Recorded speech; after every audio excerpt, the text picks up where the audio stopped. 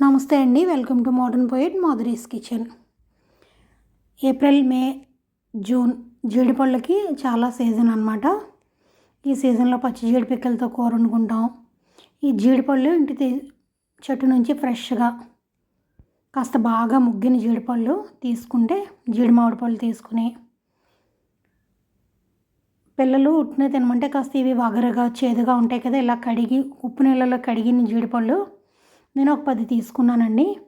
వీటిని రసం తీసుకోవాలి. వీటిలో ఉన్నది ఎక్కడ మనం బయట నుంచి అసలు నీరు కలుపుకోకూడదు. ఇలా నెమ్మదిగా కొద్దిగా రసం మొత్తం తీసేసుకోవాలి, పలుపు అంతా.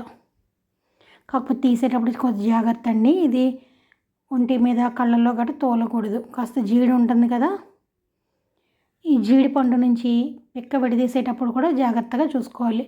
ఏమాత్రం చిన్నది చేతులకి వాటికి తుల్లినా కూడా అక్కడ చిన్న బొబ్బలాగా ఎక్కుతుంది అన్నమాట. ఇలా రసం అంతా ఇలా కలెక్ట్ చేసుకున్నది రుచికి సరిపడా కొద్దిగా షుగర్ యాడ్ చేసుకుని పాకం పట్టుకోవాలి. ఇది వాటర్లో బాగా దగ్గరికి చిక్కబడే వరకు ఒక 10 నిమిషాలు మరిగించేసుకుని రుచికి సరిపడా 4 స్పూన్లు పంచదార. మనం తీసుకున్నది ఒక 1/2 లీటర్ జ్యూస్ వచ్చిందండి. మనం ఎక్కడ నీరు యాడ్ చేయలేదు. ఇలా కలిపేసేసి పంచదార కరిగే వరకు ఉంచి చల్లారిన తర్వాత ఫ్రిడ్జ్లో పెట్టేసుకోండి. 2-3 డేస్ తర్వాత అప్పుడు టేస్ట్ చేయండి, చాలా బాగుంటుంది. ఈ చల్లారిన తర్వాత మాత్రమే నిమ్మరసం యాడ్ చేసుకోవాలి.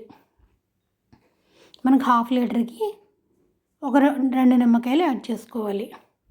2 నిమ్మకాయ రసం, లేదంటే 2 or 3 స్పూన్స్ నిమ్మరసం యాడ్ చేసుకుని ఇది వడకట్టేసేసి గాజు బౌల్ కానీ ప్లాస్టిక్ బౌల్లో కానీ దాచుకోవాలి.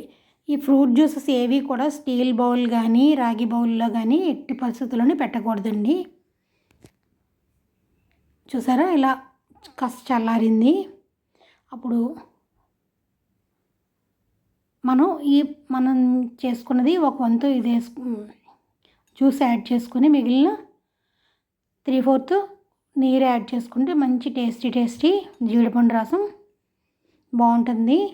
కాస్త వగరుగా ఘాటుగా ఉంటుందండి.